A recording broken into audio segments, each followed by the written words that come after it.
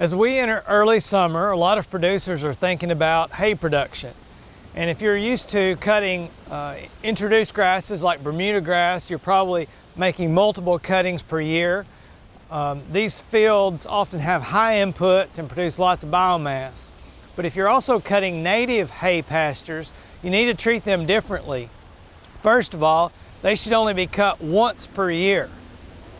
And also, when you cut them, make sure you leave at least 4 inches of stubble height.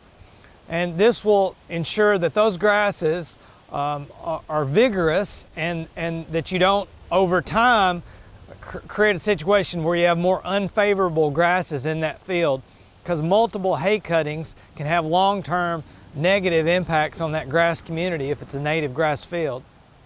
And the timing of when you cut is something else that's very important.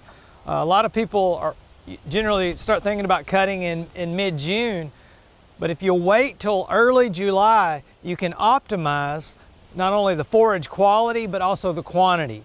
So we recommend that you try to shoot for that early first week of July period to do your hay cutting on native grass fields. And this has an added benefit to wildlife that might be using that field, because if you'll delay until early July, a lot of ground nesting birds have already hatched, deer fawns are up large enough that they can escape, and so you're going to have a lot less negative impacts on wildlife that might be also using those native grasses.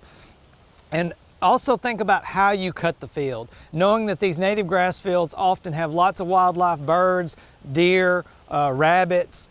It's a good idea to either start cutting on one side of the field and work your way across, or start cutting in the middle and work your way out. Do this rather than ringing the field and working your way in, which often will trap wildlife, and they'll wait until the last minute to flee, and you might hit them with your hay equipment. So think about timing, the way you cut the field, and also only cutting once per year when we're talking about native hay production.